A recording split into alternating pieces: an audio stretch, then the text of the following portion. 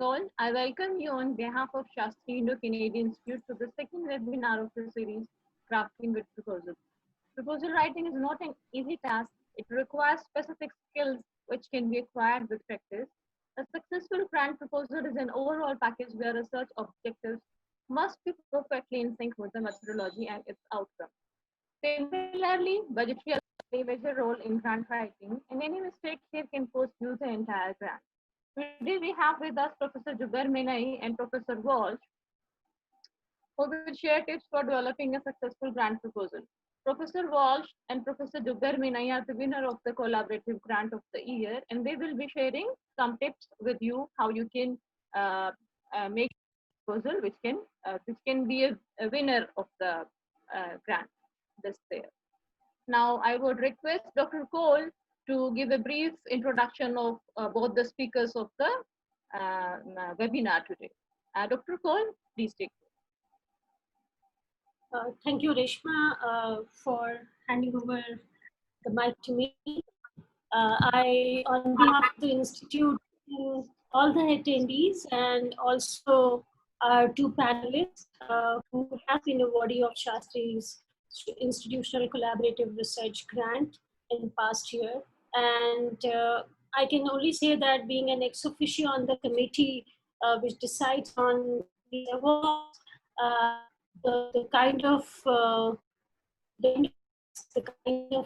assessment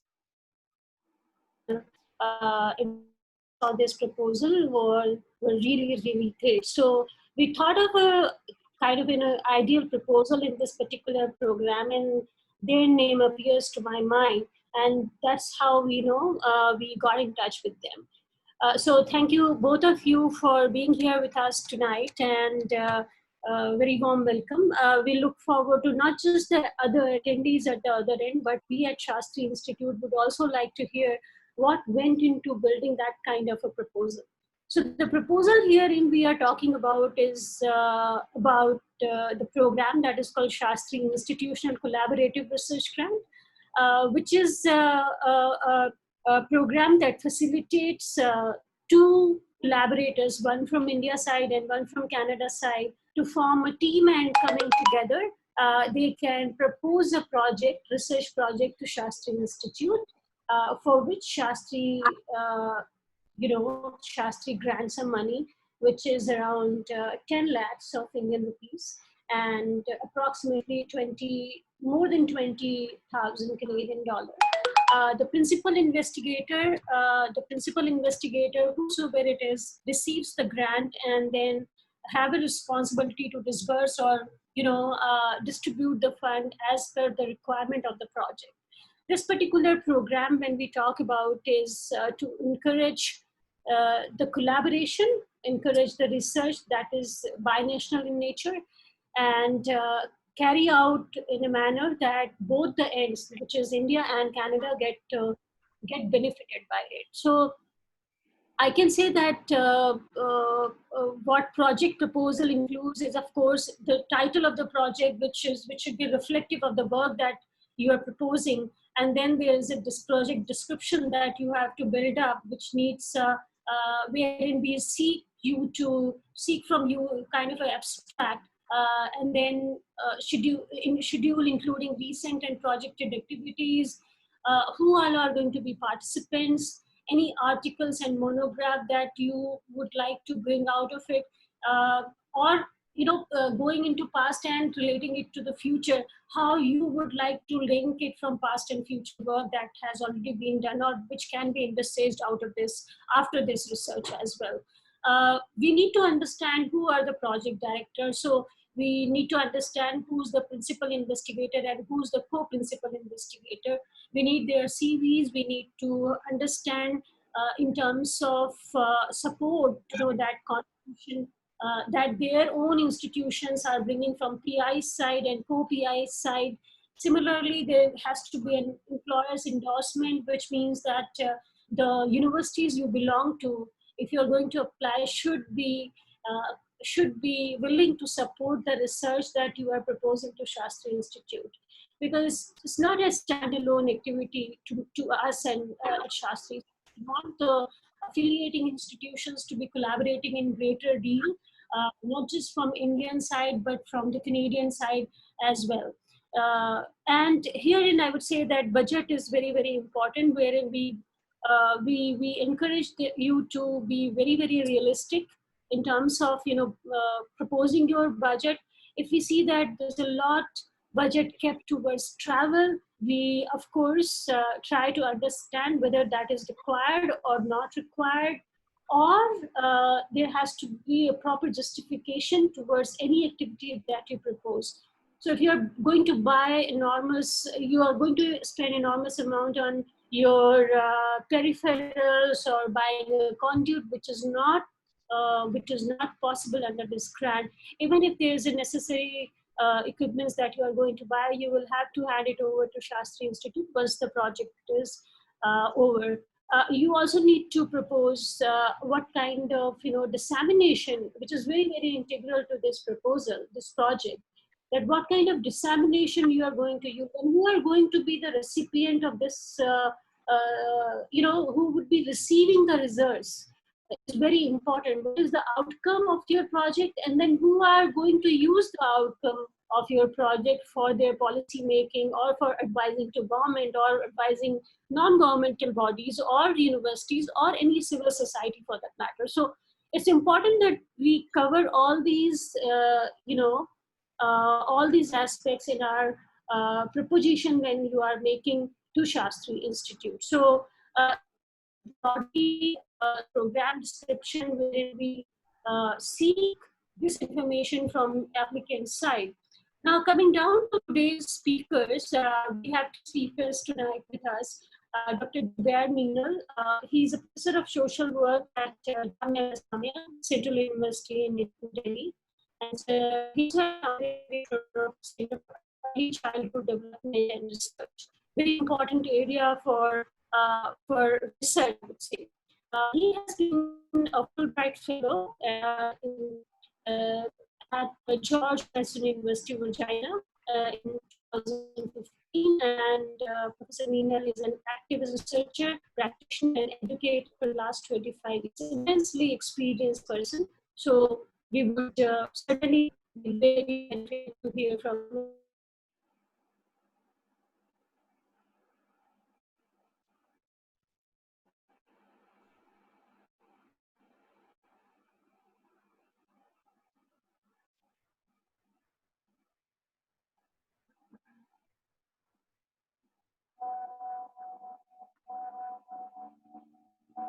Yeah, it seems there is some connectivity issue and Dr. Call is joining again.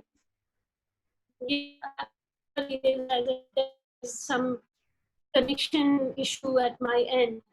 So I was lost in between for a few minutes. So I was teaching Dr. Meenal. So very warm welcome, Dr. Meenal. I will not take much of time, with my time introducing. I think more important is everybody get to know you when they get to hear you properly. Coming down to the second speaker, Dr. Watts, Christine A. Watts. She's a professor at University of Calgary at the Faculty of Social Work. She's a scholar with over 6 million Canadians in competitive research funding, and to her credit, 14 books, chapters, and 30 peer-reviewed journals. Immense work done by her in this area, and I think she has expertise in community-based research. So I would say that very warm welcome both of you, and we look forward to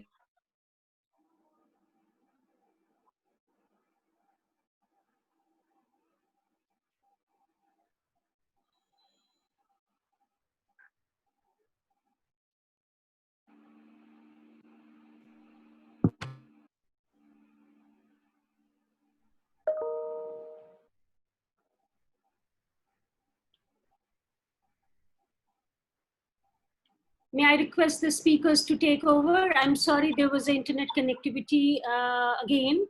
And as decided, maybe Dr. Zubair Meenal can initiate the presentation. Thank you.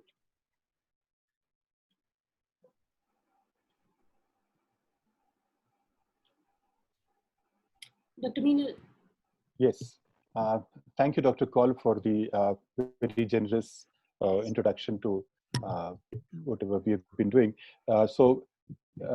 Very good evening to all who are here in India, and a good morning to my Canadian friends. I will be talking about the proposal development and only a few components of the proposal development, that is the problem statement and a little part of the budget. And my colleague, Dr. Christine, will talk about partnerships in detail of how do we get into the partnerships. So I will use a PowerPoint presentation, and allow me to share my screen so that you can even follow what I'm saying while I'm making my uh, presentation. I would request if you could allow the screen sharing, the Screen host could sharing. allow screen sharing, then it would be great. It's been disabled right now. Vicky, Yes, I have enabled it. You see Thank you. that document? Great. Yes.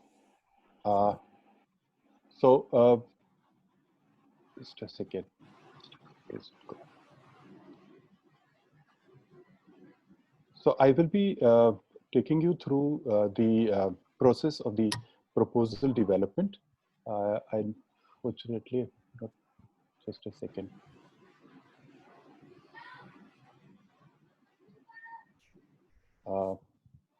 When we talk about the proposal, what we are talking about here is largely the request for proposals that we are interested in, where agencies will announce the availability of funds to us as grants at some We point are not of able time. to see the screen. Professor, Yes, I am not able to actually mirror my kindly how can share the screen. I'm trying to There is share. click on the screen. There you will see a screen share button. Just click on that. Okay, Thank so you. yes. can you see this? Yes, absolutely. Perfect. So Speak now. just Thank you. quickly, I think I'm repeating what Dr. Call told you, but this is how it actually runs, where you develop a proposal where you talk about the statement of the need and why you actually need this grant to do your work, and then your goals and objectives, and what capacity you have to manage your professional and other competence.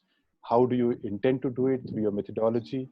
What is going to be the timeline, the budget, the justification, and the evaluation and impact. I will talk about a few of these in greater detail today for the benefit of our participants.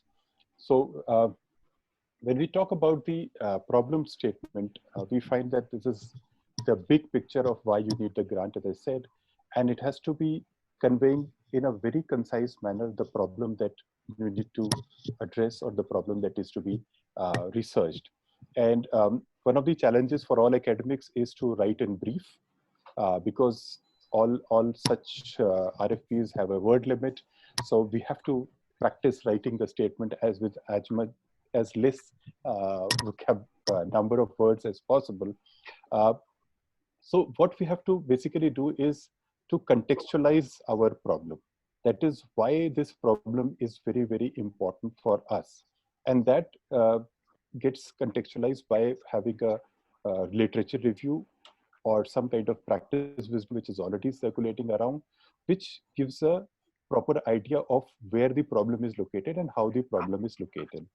It would also be good if the problem is kind of found in both the countries or something that way. Then we need to describe what is the precise issue that we are trying to address. And more important is, why is this problem relevant? That is a very, very critical aspect. It could be problems which are problems to you, or which are issues to you, but how relevant are they? Which basically, if you ask ourselves some questions, that is, what is going to happen if we understand this whole issue or this problem really well through our research? who is going to be impacted by our research, the findings of this research? How many lives are going to be impacted, for example, by the end of this whole research? And how are they going to be impacted is going to be a very, very important aspect of this. So the relevance of the problem is going to be, I believe, critical in making your proposal a winning proposal, if you want to call it. Also, you have to think through and also put it in your proposal that if we don't address this problem, what is going to happen? So, for example, if you don't understand child abuse or something, then so many numbers of children are going to be continually be abused or something like this. So what will happen if the problem is not understood well, or if the problem is not solved? And who is going to be impacted by the consequences of the problem not actually being understood well? So there is precisely where you create the relevance of the problem. Once we create the relevance of the problem, we need to also elaborate on why do you need a foreign collaboration?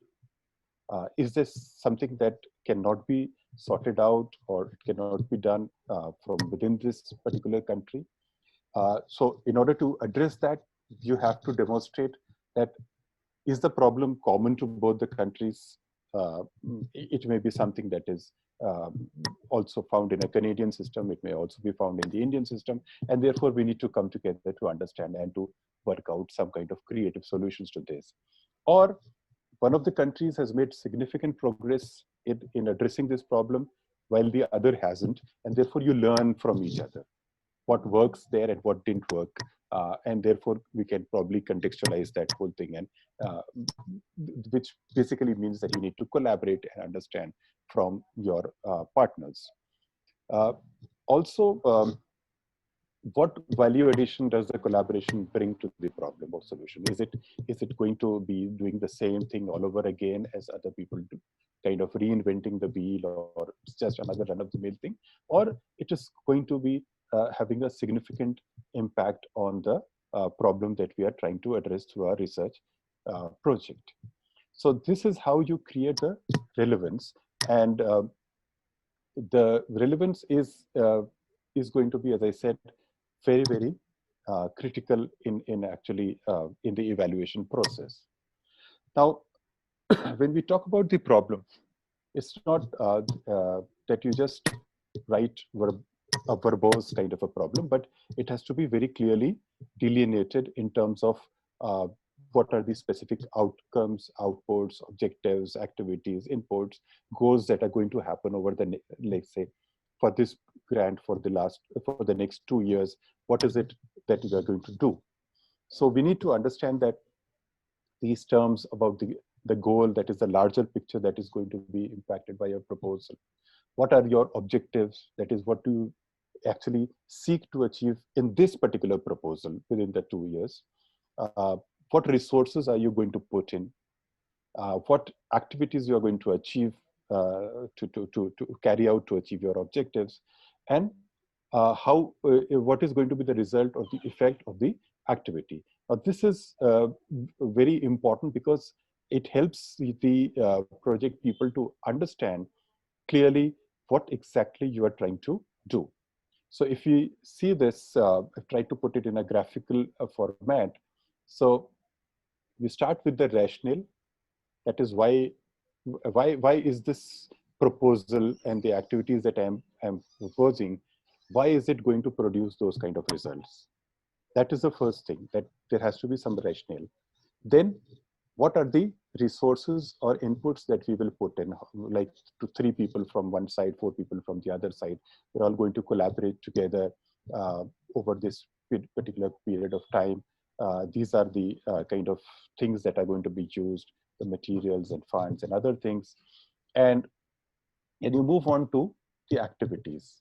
That what exactly will you do? Will you have seminars, workshops, webinars, or visits, or something? Whatever are the activities that you intend to do to achieve your objectives. And then what is going to happen once you do these activities?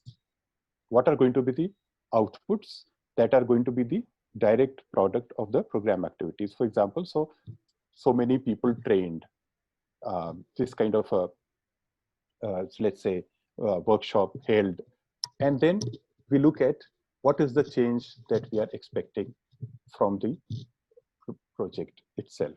So it flows in this particular manner, and if you start thinking in this particular manner, it makes life easy for everyone, not only just for you when you are crafting the proposal, but also for the people who are evaluating your proposal. That is, this is something that has been well thought of, and therefore we need to understand that there has to be some kind of a inherent logic in the proposal, that whatever is the problem and what are the activities that you are proposing, they have to be linked to each other, and the activities should show that you have been able to address the problem. So that inherent logic is the binding link in the whole process. So the main logic that we follow when we do projects is the if and then. So if we do this, then we will achieve this. That is one of the most important things, and that we follow in project formulation and other things, so that people understand it very, very clearly. So one of the practical things, something that I practice is that prior to writing the proposal, I use a flow chart on paper, that if I do this, then I will achieve this, then I will do this, then I will do this. So that flow chart helps me understand how things are going to progress.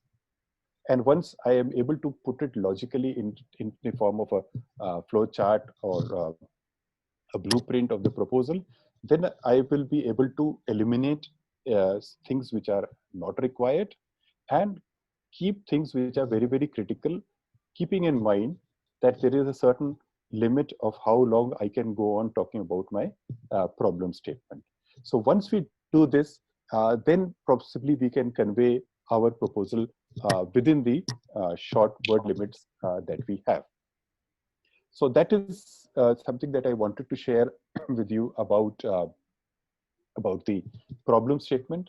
And I believe, having been in this business for a long time, it is the way you contextualize, it is the way you put forward your problem, that is one of the most deciding factors as far as your proposals are concerned. And the way to do it is to make it as intelligible and as understandable for other people as possible.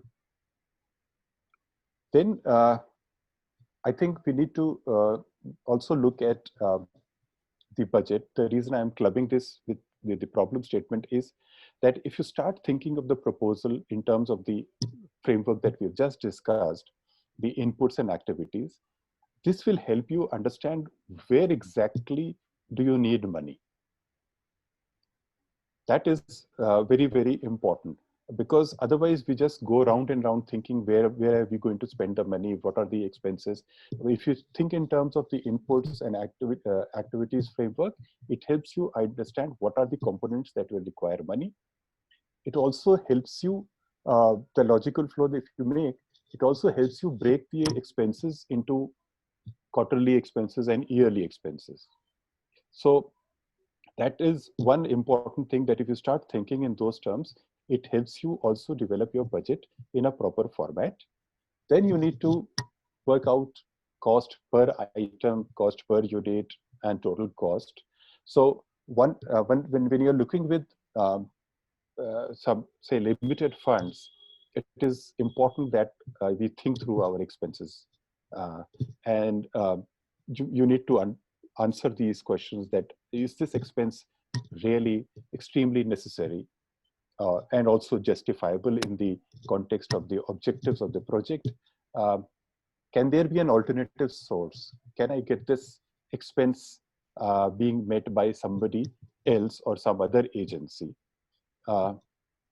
What are the in-kind expenses that my institution can support? For example, if you're proposing to hold workshops, seminars, conferences, a conference room, if you're wanting to publish, will the university or institute be willing to give you a publication grant?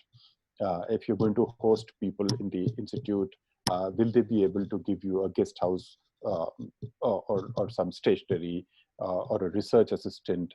So all these things are very, very important, because once they build the accountability on the ownership of the institution also into the proposal, that they are willing to invest their facilities in this particular proposal. So please look for those in-kind expenses that that are available, that we normally don't monetize also. But if you start doing that, then it actually demonstrates that the institute is also a part of the whole proposal, and it's owning this. One of the important things in this proposal that we are talking about, the institutional grant, is the engagement of research scholars and students in the process. So if you are a researcher, if you are guiding research, if you have a couple of research scholars or research assistants who are doing a UGC fellowship or a ICSR fellowship or a CMR fellowship, anything, that actually adds value to the whole proposal, and also adds monetary value to the proposal. So we have to see how we are able to get in all our resources on board for this particular proposal. We will also have to look whether there is an element of field research and travel, because once you put this field research, travel in country and outside country, then you have to start thinking in terms of limiting the expenses, because field travel and other things can get really, really expensive, and therefore you may overshoot your budget. Obviously, personal expenses, capital expenses, buying laptops and computers and mobile phones and honoraria for project directors and other people. If you don't include that, that would give you some space for expenses on activities rather than on your own personal thing. So this is about the budget. And also, the third thing that I wanted to talk to you about is the impact and the dissemination component. That is very important. We are not doing research for research's sake. We are doing research for making some kind of an impact on the lives of the people, how it is going to be beneficial to some people. And therefore, we need to build some kind of a practical application part of the proposal. I think that greatly enhances the value of the proposal. And maybe if it's a purely academic project, then also some outputs like the publications, seminars, workshops, public engagements, all these things need to be factored in the proposal, so that we know that what is going to be happening after the end of the project. Is the situation going to change after you do the project? The problem that you were trying to address, is it going to be affected by the 2 years of your project if you do the institutional grant? So is this project going to have an impact on, let's say, governance or civil society or some kind of social policy? Obviously, it becomes a much more relevant project. And therefore, if you have this clarity of outcomes and relevance, then the likelihood of the project findings which are being used by other people are going to increase, and also enhance the proposal for in the evaluation process. So please involve research scholars, students, because that's an important criteria, and also it helps disseminate research to other people, and also helps the students learn the ropes of research. So that is it from my side. I will pitch in if need be at a later stage. We can possibly move on to the next part of the partnering process. Maybe Dr. Christine Walsh has a presentation which talks about the partnering process in the collaborative research. Dr. Walsh, please take over. Okay, thank you very much. And thank you very much for the invitation to present today. And sorry for any technical problems. seems like we're all experiencing it. And good morning to my friends in Canada, and good evening to my friends in India. I very appreciate the leadership that Dr. Manine has shown in developing this grant, and I'm going to review one small component of the grant in terms of the partnership piece. So how does one go about securing a partner? Fortunately, Dr. Manai found me, and I agreed to collaborate under his leadership, and really I'm very appreciative of his leadership and the support for the Shastri Foundation. So in terms of how to create a successful partnership, if we can move to the next slide, please. And so this is the project. As you know, there are a number of valuation criteria that the grant is looked at, and one of them is in the next slide. We'll see one of them is on the strength of the partnership between the collaboration between India and Canada. So it's the next slide. So you really have to demonstrate that you have binational India and Canadian dimension. And I think it could be a partnership that you have already established. But in this case, we were unknown to each other before I was invited to collaborate with Dr. Manai on this proposal. So I think it could be a partnership that's newly developed. Next slide, please. So partners are really important to this grant, in particular Canadian partners with Indian researchers, PIs, and in many grants, partners or providing in-kind contributors are also essential.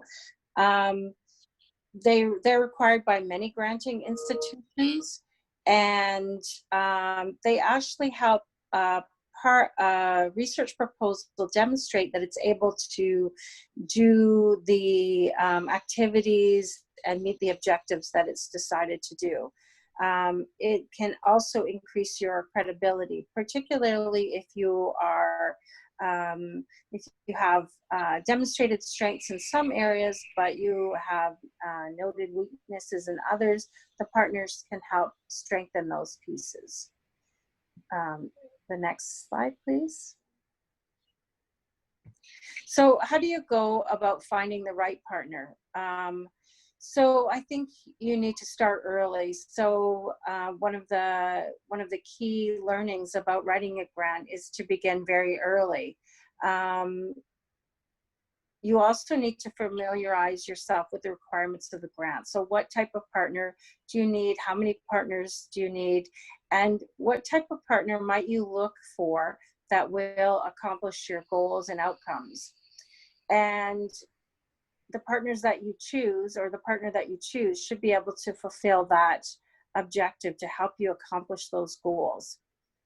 There's a trade-off in looking for a partner. Do you finish drafting your proposal and then find a partner, or do you find a partner and work with that partner to draft a proposal? So there's a trade-off in each case. And in the case of this grant, the proposal was drafted by the team in India before I was invited in. And it actually helps a partner understand what it is that the principal investigator in India is hoping to accomplish, so they can understand what their roles and responsibilities might be. So in any case, you need to prepare a description of the grant, and the funding agency will likely be unfamiliar to a lot of Canadian researchers, so just trying to explain what the funding agency is and what the requirements of the grant application might be. And in the next slide, so how do you find a partner? So I think we're all in the age where we're looking up things on the internet, or maybe we're attending conferences, or maybe they're virtual conferences now. So what is some research on your proposed partners? Do they have the right expertise, backgrounds, and qualifications? And probably this is a train of people. You approach someone and they suggest other people perhaps, and it may take some time to find a partner that meets the criteria that you need. You need partners that have similar interests and can address the gap that your research team has identified. And after you secure your partner, I think it's really important to talk about the timelines, because as we know, as academics, we're very busy, we're balancing multiple demands, but grant timelines come up very, very soon, and there's many pieces. So what are the timelines? What needs to be done? For example, do they need a letter of support or institutional agreements? And in this particular granting agency, there was a letter of support required from the University of Calgary. Does your partner need help uploading things if there's an online platform? And does a granting agency require multiple partners? Do they want well-established partnerships, or do they want interdisciplinary or new partners or international partners? So just be clear what this foundation requires in terms of partners. We know that it's an international partner that is a Canadian scholar at a university in Canada. So are there any other criteria for the partners? And next slide. So you have to prepare to assist your partners, because this will likely be a new grant application that they're not familiar with. So what exactly do you want them to do? What are the specific roles and responsibilities of your partners, both in preparing the grant application, but in going forward? And what do your partners need in terms of human, financial, technology, and what can they provide to the partnerships? And at some point, you may develop an MOU that outlines responsibilities for intellectual properties, for rights, for publications as you move forward in your research agenda. And the next slide. So there are things that you can do while you're partnered to maintain a good, strong partnership. And so far, we've been partnered for a short period of time, but Dr. Manai, because I think of his extensive experience, has shown these kinds of attributes: strong leadership and constant communication and consistent communication.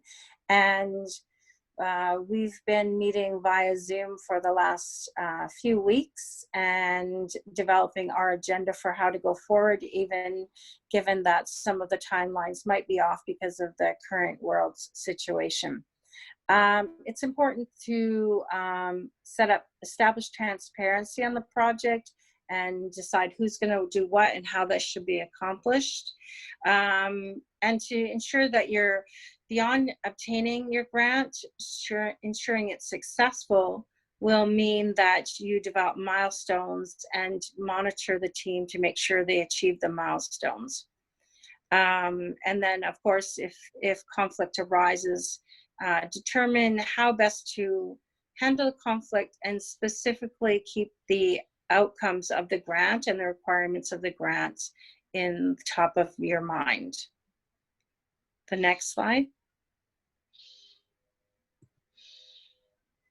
So just to give you a little sample that beyond the grant that we're talking about today, in Canada, the National Granting Agency has 3 grants that are geared towards partners. And these are, you can see on the screen, the 3 different grants. I'm not going to go over them, but the important thing on the next slide, you'll see that these grants can also, so the next slide, please.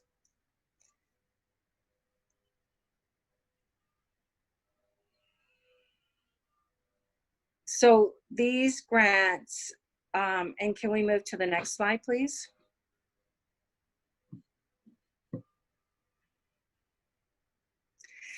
So these grants, just to let you know that international organizations from academic, public and private and not-for-profit sectors are eligible as partner organization.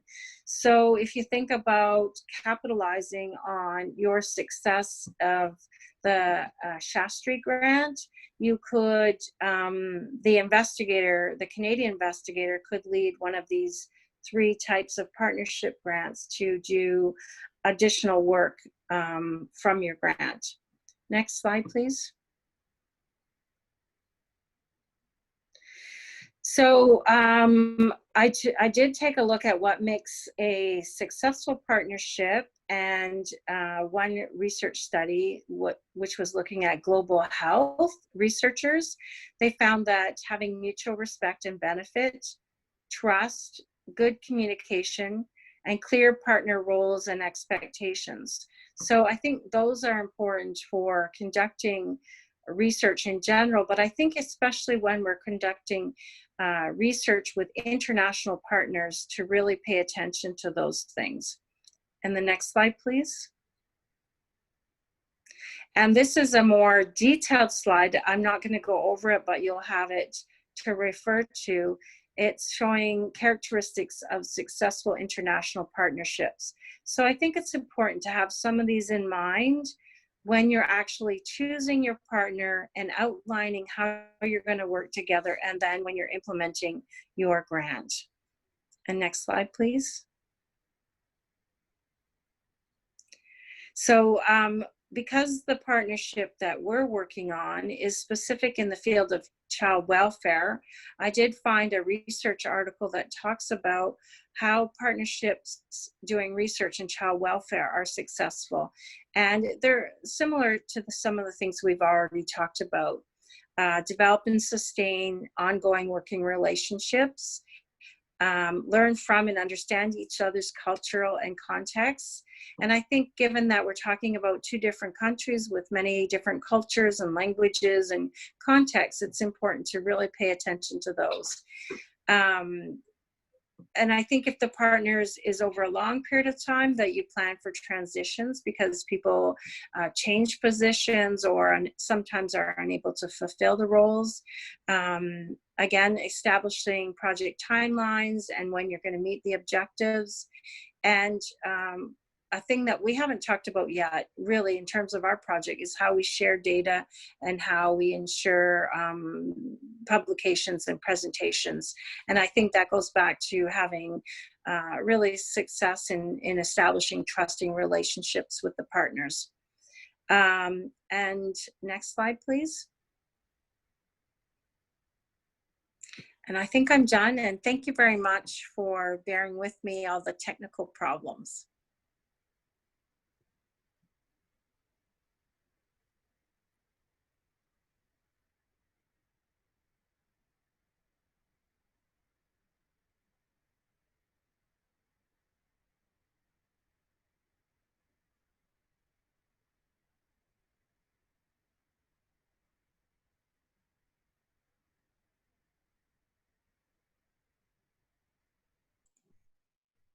Prachi, you're on mute.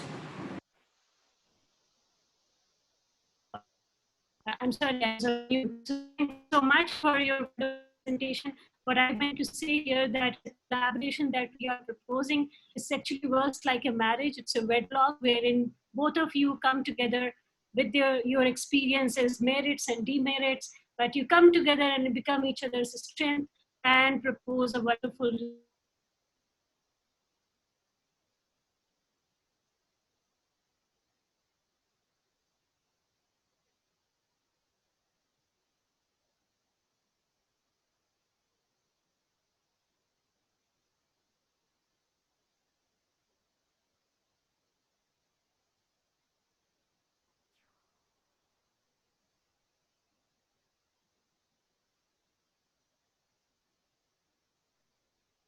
Hello.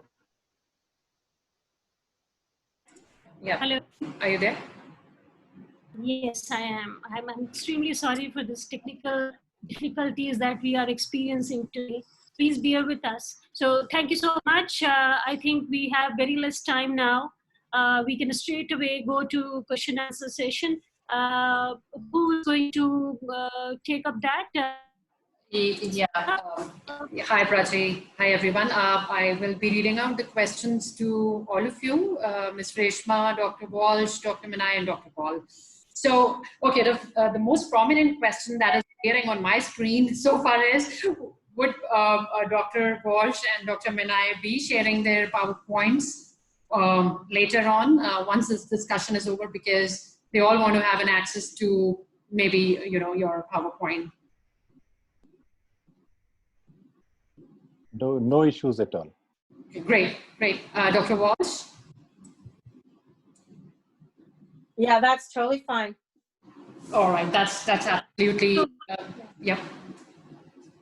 Maybe we can post it online, I mean, as a part of this webinar series also, and on our website as well as a resource that has come out of this webinar series. So it would be much used to many of the scholars who have attended and who have, who were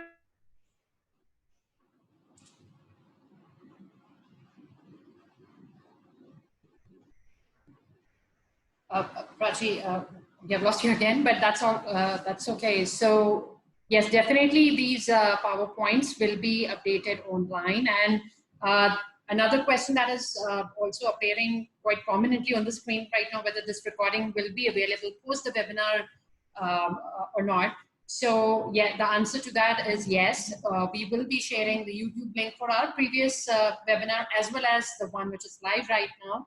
And both of these recordings will be, posted and informed to all our registrants and people who are watching this webinar live right now. So moving on to the important questions that have been highlighted by some people here. So I'll read out to each one of you, and you can just take your turns and see who will be able to answer, the particular question.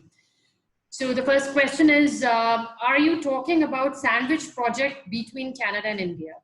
So I guess this question was for Dr. Paul. Yes, I think this is a sandwich project. Yeah, this is a nice term to use here, but I would say it's a collaborative project wherein two partners coming together from India and Canada, and they join hands to search or research on a particular project. So yes, it is a sandwiched kind of an approach that you can adapt to it. Okay, great. Thank you, Dr. Kaul. Next question would be good to hear about how much details are expected in the research proposal. For example, I'm still to determine my research site for field work. I have 2 sites in mind, and I will conduct research in one of the sites. Should I mention this in my proposal? If you want, I can repeat the question. I know. Absolutely. I think you must present all the details that are that you are up to or you will be taking up in future. So even if there are 2 projects relating to the project that you are submitting to Shastri Institute, but if you have any results from your pilot research that you have done through the other funding sources, you must bring out the results of that, like outcome leading to the other questions, and that's how you can build up a good proposal, I think. Any comments from your side, the speakers for tonight? Professor Minai and Dr. Walsh? It's important to be very, very specific. And I think if, as Dr. Christian mentioned, you need to start early. It's not that when the RFP comes, you just start preparing. You need to start early. And if you start early, you'll get time to do research. For example, as this gentleman says, that there are 2 research sites that they have in mind. It's good to take this time to zero in, do some internet-based research or through your partners, and zero in on what site exactly are you going to be using, and whether it is going to be feasible to be conducting this in one site or the other one. So I believe as a researcher, it is very imperative that we have this really sorted out before we submit the proposal. And I would just add that I agree with Dr. Minai. You might be thinking about 2 sites, but I think your application is stronger if you say, I've selected this site and here's my rationale for it. Perfect. Go on, Thank you. Vicky. Yeah, thank you. Next question. Is there any age limit for applying for the proposal or for the program? No, there is no age limit as per our program guidelines. The faculty must be full-time professor. If they are adjunct faculty, they can be part of the team, but they cannot be co-applicant. This is for all the logistical administrative details that we want the faculty to be full-time employee of the institution, which is a member of Shastri Institute. So no, as such, no age limit, but you need to be in full-time employment with the member institution of Shastri. Thank you. So I think the next question is with regards to the inclusion of airfare in the total amount sanctioned for a project. I think Reshma can answer that.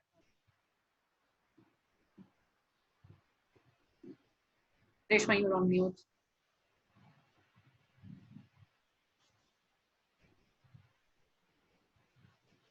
Reshma is on mute. Reshma, you're on mute.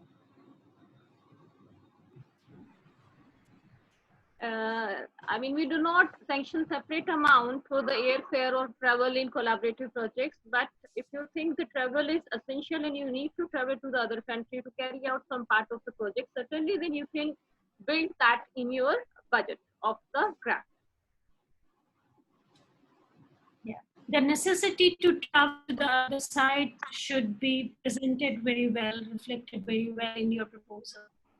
We do not discourage this, but in this time, this year's program announcement that you will see, we will be discouraging any mobility in the first year of your research projects because of the situation we are into right now. So any mobility relating to your project should be happening only in the later part of your research project, research work, which is the other, the next year of your research project. But per se, as Reshma said, if it is required, you can build it up in the budget that you are proposing for your project to Shastri Institute. Thank you. Thank you, Dr. Kaul, Reshma. Next question. Does Shastri program allow Indian researchers from US-Canadian University to apply for collaboration? No, I'm sorry. We are very, very specific and membership driven. So we do not allow any other institution apart from Indian and Canadian institutions that are part of Shastri's network. And the list of Indian member council and Canadian members of council is there on the website. You can refer to that. Any other country's institution or personnel or official or researcher affiliating to any other university apart from these listed institutions is not eligible to apply for our grants. Thanks. How long should a proposal be? I think that's the question for our speakers.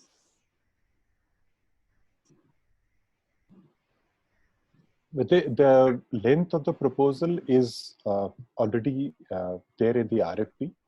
They expect you to write the objectives in certain number of words, let's say 500, a short summary in 250 words, or a description in 700 words. So it's already pre-decided. So you have to, as I said in my presentation, be very, very kind of write in a manner in which you are able to convey the most things in the shortest number of words possible. The limit is already set by the proposal application. It's not up to you to decide how long you want to write. Thank you, Dr. Minai. How to visualize the SICI collaborative research proposals post-COVID-19? Traveling will be avoided. I mean, that's what the question is. Because there won't be any traveling, so yeah. Yeah, I have just covered this aspect in my previous answer, previous response of mine. We are discouraging mobility at this point of time. So more encouragement is towards doing the virtual research. If it's actually necessary for you to travel to the other country, then it should be only happening towards the later part of your research tenure, which is like second year of the research grant. So this year we are actually restricting that component from our programming, not just for this program, but for all the programs, for mobility grants or travel subsidy grants. We are withdrawing from those kind of programming that requires you to be traveling to the other country. Even for the student fellowships and internship program, we are encouraging them to take online internships, online searches, likewise. So this year we are discouraging any mobility from India to Canada or from the other way as well. Thank you, Dr. Kaul. For the speakers now, is there a log frame structure that can be followed for the description of the problem statement? I have done exactly the same thing. What I presented in my problem statement and in the structure is what is the log frame. So it is basically the log frame which is used for monitoring and other purposes. But if you apply it for the research thing, that is exactly what I presented. So it would be nice to see or visualize your project in terms of a log frame. But because it's a research project, some of the things like assumptions and other things might not hold very, very strongly in this, but definitely, yes, it's a good framework to use. Thank you, Dr. Minay. Dr. Walsh?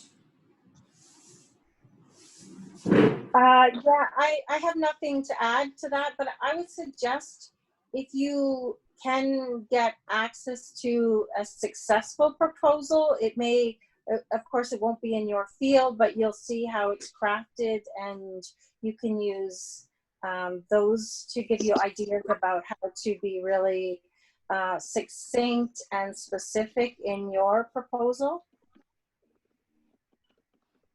Thank you, Dr. Walsh. Next question.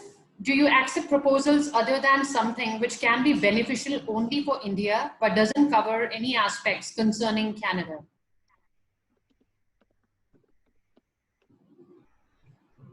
Well, it has to be, if I respond to that, it has to be a project that reflects some outcome for both the countries. They can be, it can be a field specific, like if India can be the field. Its results can be used by the policymakers and the people concerned, the officials concerned, or the sectors concerned at both the ends. So ideal would be to have a true collaborative outcome to the project that you are proposing. Thank you, Dr. Paul. If I could just, sure. Could I just add to that? I think Absolutely. Probably any research problem that you conceive also has a Canadian component. So I would say you need to be talking to your colleagues in Canada, because if it's something that you're concerned about in India, we likely are concerned about it as well, maybe in a different way or to a different degree, but I would say it probably has a Canadian component as well. Thank you, Dr. Wall. There's this question, this is in relation to postdoctoral fellowship. So I think it would be safe here to say that we will be soon having a separate webinar only focusing on doctoral, postdoctoral, and student categories of our SRSF grant. So I would request this person to hold on to that question and come back to us in in the next couple of webinars where we would be specifically focusing on how to make budget as well as how to write proposals for a postdoctoral fellowship. So moving on to the next question. Can we do we need to have MOU and IPR agreement beforehand? No. Two speakers can respond, but from our side, of course, it's not required at all. Yes, I think it is not required in the proposal submission stage, but as Dr. Christine said, at some point of time, both the partners will have to agree on the kind of data sharing agreement and collaborative publication and all. How do you go about doing that? So if you want to have an MOU which is very formal, then it is okay. But if you have a good relationship with your partner, I don't think that you need to actually get into it. Thank you, Dr. Yeah, just to add here, MOUs and agreements are important, of course, to take it forward. Understanding between the partners in terms of IPR rights or joint publication, who shares the first authorship or who shares the second, are these important components. But signing an MOU is something way beyond, and it's a bigger prospect that we see here. We want you to get into MOUs that can build up relationship further, but we would want you to be more practical about it, because we have seen MOU being signed, many MOUs, more than 500 MOUs are there between India and Canada in terms of higher education collaboration, but all of them are shelved and there's a lot of dust accumulating on them. So we want you to be more active in terms of your participation and collaboration. And then if you think it is important, and if you think that signing these MOUs is going to help you elevate the collaboration or the efforts, I think it's just a wonderful thing to happen. Thank you. Thank you, Dr. Paul. How long would it take to process the grant application? Well, this year we are going to be very, very quick in terms of adjudication because of the exceptional situation. But in normal cycle, we take almost 4 to 6 months time. Reshma can correct me if I'm going wrong anywhere. Reshma, please correct me. Yes, for processing application until the result is announced, we take almost 3 months, 3 and 3.5 months. Thank you, Reshma. Depends how much for accepting the application. If it's 2 months, then it will be 5 months. If it is 3 months, then it will be totally 6 months in total cycle, completing the total cycle of grant. Yeah. Thanks, Reshma. I think, Dr. Paul, you have already answered this question. It asks for, will there be any change in design of proposals or the practicalities under the next grants due to the present pandemic situation? So I'll move to the next question. Can current grant holders eligible to apply for the forthcoming research grant schemes? Does that mean if they are checking on if they are recipient of any award this year, can they apply next year? If it is so, if the question is so, then my answer is that there has to be a gap of 2 years at least between receiving of any grant from Shastri. So if you have received this year a grant from Shastri Institute, you will not be considered for any other program for next 2 years. And then in the 3rd year, you can apply. Thank you, Dr. Paul. Is there any specific thematic area for research proposal to be made? Well, we usually announce it with the areas we would like to focus on. So when you see the announcement, you will see that the areas we are encouraging the research proposals to be submitted. So you can refer the announcement carefully and you'll find this information very much there. Okay, thanks. Dr. Walsh, this question is specifically for you. One of the attendees have requested for you to answer.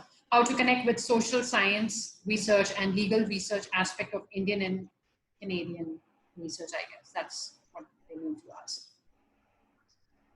I think I would try first by looking at if you have any colleagues in Canada who are in the related fields, if you've been to conferences where you've seen a potential collaborator, or if you've seen publications by potential collaborators. I think the good thing is, or if you belong to a professional association which has lists of international collaborators. So for example, in social work, there's a Society International Social Work. So you could find collaborators that way. I guess I'll ask Dr. Manaya how he found me, but I would say those are some routes to find collaborators.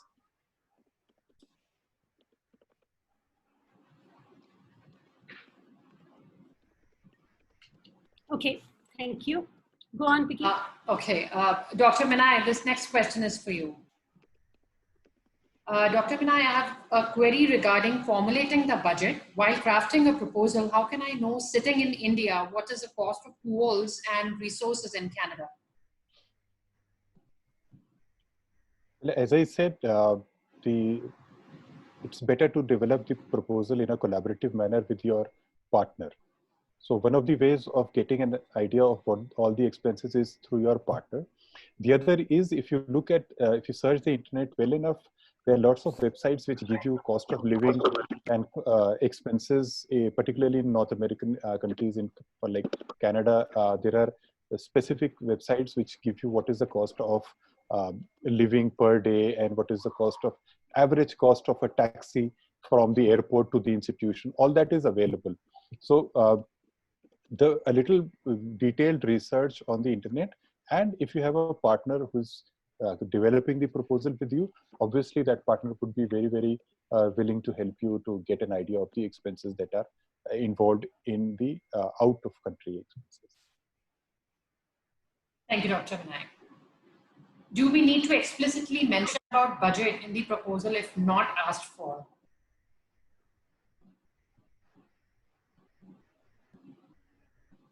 What's that? We could.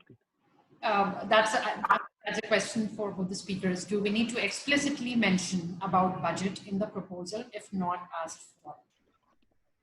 Well, the proposal format will ask you for the budget. And it's not just numbers, but also a description of the money is also required. That this is not just like, you just don't write that you spend 50,000 rupees on this, but you have to give a description of why this is important. So a budget is an important component in the whole proposal, and it has to be very, very realistic, and as I said in my presentation, a justifiable budget. Thank you, Dr. Vinayak. I think that's another question coming in for doctoral fellowship again, but I think that's a bit different from what we were discussing earlier. When do the SICI doctoral fellowships open for this year, given the pandemic that we are going through? I think we are almost done with the announcement for the year. There have been delay from our side because of an exceptional situation we are in. So expect the announcement to come online in next 15 to 20 days time, for sure. Thank you, Dr. Kaul. Another question has already been answered. We have an attendee checking on Indo-Canadian collaborators and whether it's mandatory to have research setting in both, from both the sides. So I think Dr. Kaul has already answered that question. I would request the attendee to go back to either the FB live feed or recording, which we will be posting later on, to get an answer to his or her question. Thanks. The next question is for, I'm doing my PhD on environmental humanities. Is the fellowship like Fulbright, that is coming to Canada and doing research?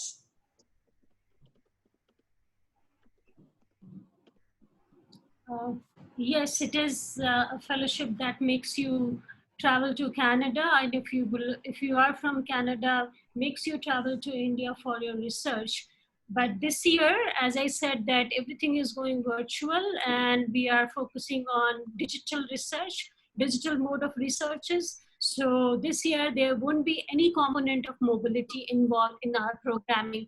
If you are particularly focusing on mobility component in any program, say doctoral research program, then you should wait for 1 more year and hold on till situation worldwide improves in terms of people's ability to travel to the other places. So I think for now, we are going digital in terms of all programming that we are going to offer in next announcement.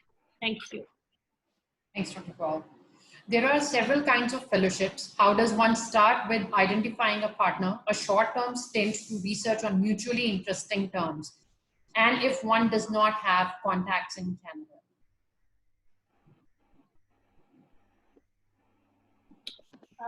Would our speakers prefer to answer that?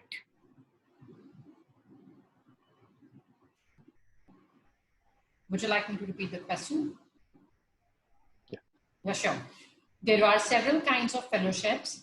How does one start with identifying a partner, a short-term stint to research on mutually interesting terms, if one does not have contacts in Canada? Okay. Well, one of the starting points is the members list, because that is the critical area, because you cannot have partners from outside the Shastri Indo-Canadian Institute members list. So you start by using that list to find out what institutions are there which are part of the list. And within these institutions, your own discipline and your own area of work has to be identified, that this is the place or this is an institute which is known for doing this kind of research, or there are individual researchers who are known by their publications to be doing this kind of work. So you have to first shortlist from, that's a tip for you from my side, shortlist from the members institutions, and then start working on individuals who would be willing to collaborate and who are excited about the problem statement or the project that you are proposing. Thank you, Dr. Vinay. Could you please underline the proposal evaluation criteria again very briefly?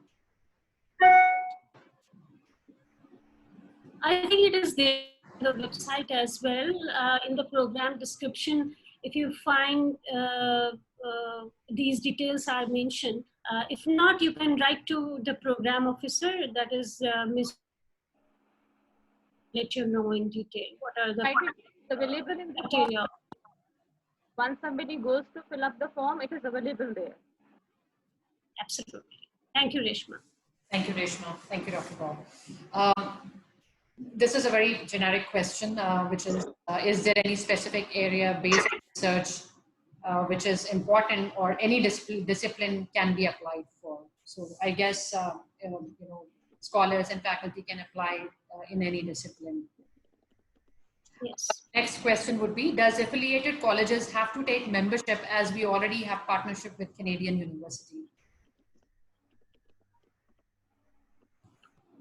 No, if you mean to say that you are an affiliating institution, affiliating college to a particular university, that is a member of Shastri Institute. Of course, you are, no, in current scenario, you are not eligible to apply for it. Only constituent colleges of the universities and institutions that are part of Shastri's membership are eligible to apply for our grants and programs. Affiliating institutions are big in numbers, and we have a limited pot of money available to grant. So we do not want to share the pie with so many people, and it would be increasingly, and of course we are experiencing that difficulty that members are increasing, and we don't want to go to that stage, lead to that stage wherein nobody gets nothing. So from our side, yes, affiliating institutions to any institution that is member of Shastri will not be eligible to apply for our grants. I'm sorry about this, but it is very, very difficult to accommodate that. Thank you, Dr. Paul. Dr. Walsh, there is a question for you. Is there any favored research issues for this joint research partnerships? Can you repeat the question? Yeah, sure. Is there any favored research issues for this joint research partnership? I'm not quite sure of the question, but the research objectives and aims were clearly laid out in the proposal, and it sounds like the Institute is willing to accept many different kinds of proposals from many different disciplines. But I think in any case, you have to be really clear about what your proposal aims to do and how you'll accomplish that. Thank you, Dr. Walsh. Can I screen here, Picky, just for a minute? I'm not sure about the availability and convenience of the speakers to take more questions. So I would say that if you can kindly pose only questions that are meant for these two speakers, and questions relating to programming, its logistics can be directed to us through email, and we promise that we will respond back as early as possible. So please bring up questions that are actually meant for the two speakers tonight. And then we will have to wind up as well because we cannot hold them forever. Thank you. Thank you, Dr. Kaul. So pertaining to what Dr. Kaul just mentioned, I have a question for both the speakers then. How would you rate a research problem which may be an extension of a previously received grant, such as publication grant?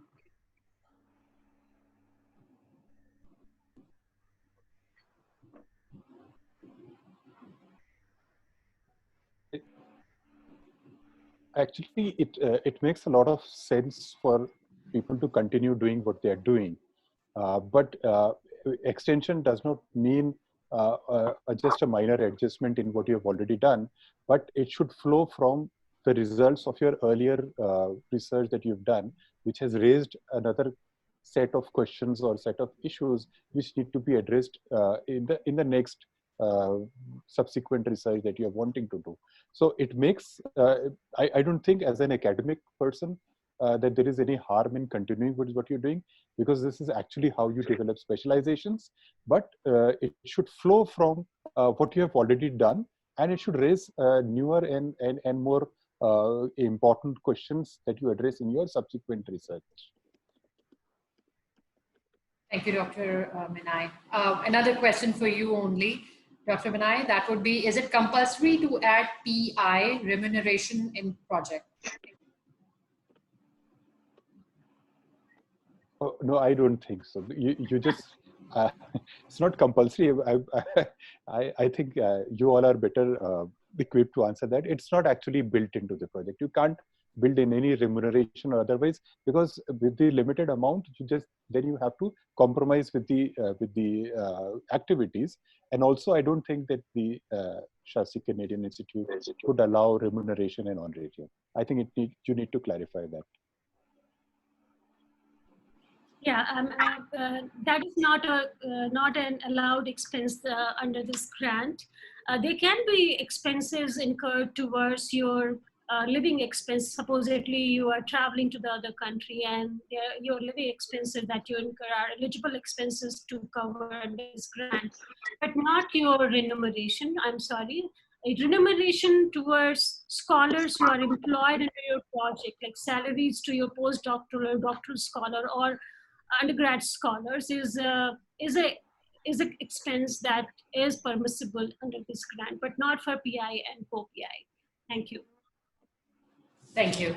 Dr. Minai, another question. You have emphasized on the research scholars having JRF or ICSSR fellowship, how it will help in my research.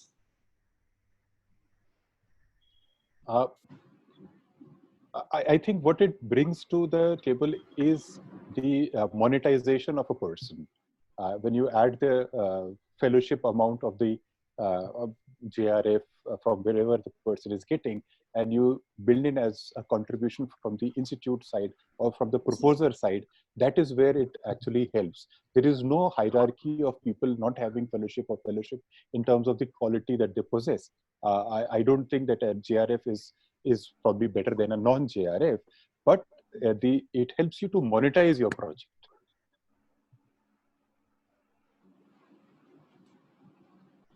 Thank you, Dr. Minai. Sorry, I'm just looking at questions. I have 114 questions and queries in the queue that are awaited actually. So I'm just going through that anyway. I am a social science researcher, and interviews are an important part of the project I have in mind, which will definitely include field visits. I also want to have a hands-on experience of interviewing experts from Canada. How should I really indicate it in the project? Well, I think he should be listening to us while we are conducting the webinar for doctoral and postdoctoral scholars. It would be better answered there because he's still pursuing his doctoral program, or he or she, this particular scholar who has raised this query. So I think this can be better answered in another webinar that we are planning for that matter. This is a collaborative research grant, and this can only be proposed by full-time faculty at any institution, not by students. Thank you, Dr. Kaul. So Dr. Walsh, question for you. It's a pretty long question, so I'll divide it in two parts for you, for your understanding. I'm an agricultural scientist working on education aspects, say impact of teaching style, educational psychology. If I am willing to develop an app that can help both the country's agricultural education, will I be able to develop the app in Canada? Well, it's certainly not my area of expertise, but I would say it's likely.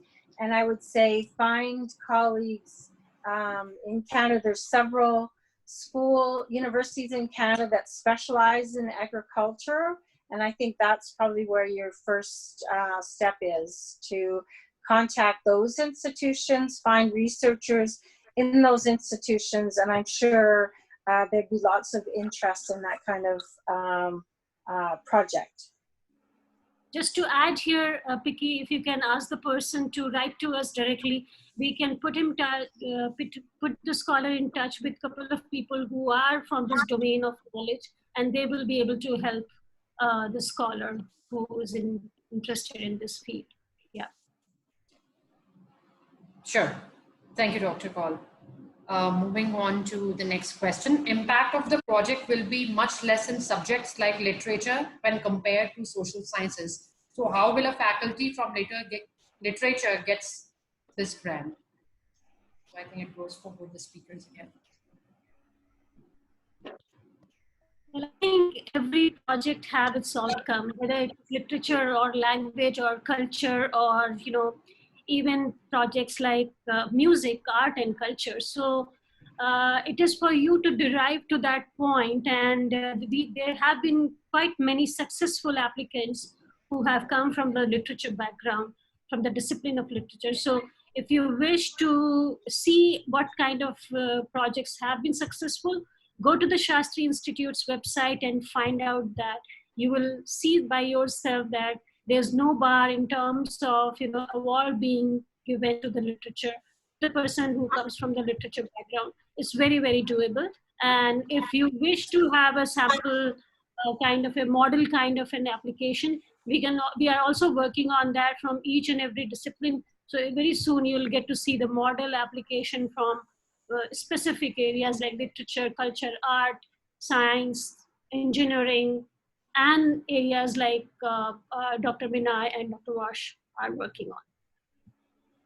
Thank you, Dr. Kaul. For an early career researcher, how would he or she compensate on the criteria for past publications and research records, which is an important criteria for selection on a newly proposed area of research? The most important feature that is the criteria for assessing the application is the proposal. So if your proposal is good, everything becomes secondary for you. So you have to be impressive while you are drafting your proposal in terms of the core of the research that you are proposing for.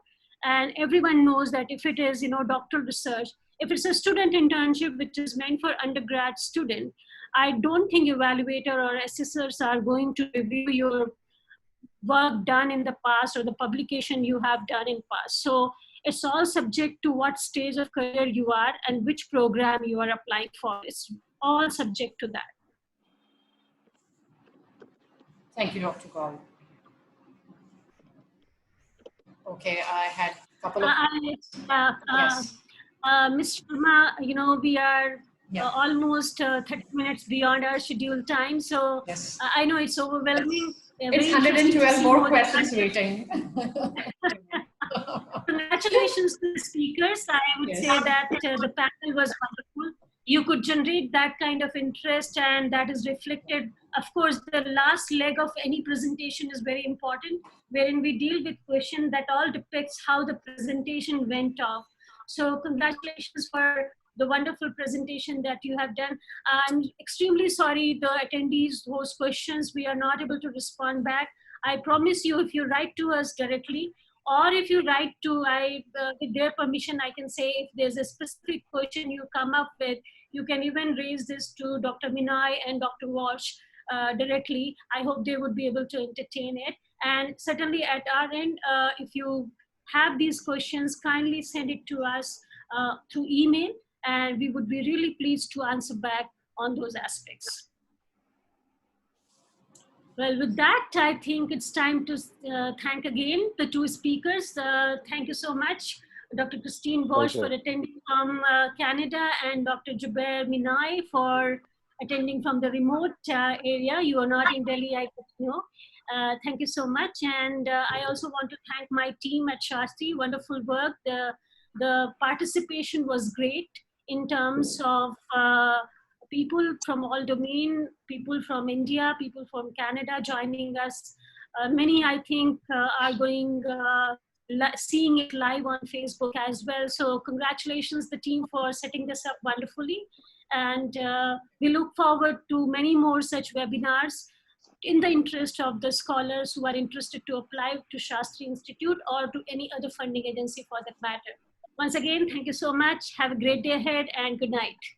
Dr. Kalwan, we have a live poll which will take only 45 seconds for our attendees to, take it in another, like I said, just 45 seconds. So I'm launching it right away. It has only a couple of questions. We would just really like to know how would you like to evaluate this webinar. And we definitely understand that you are in need of those PowerPoints which have been shared by our respected speakers this evening.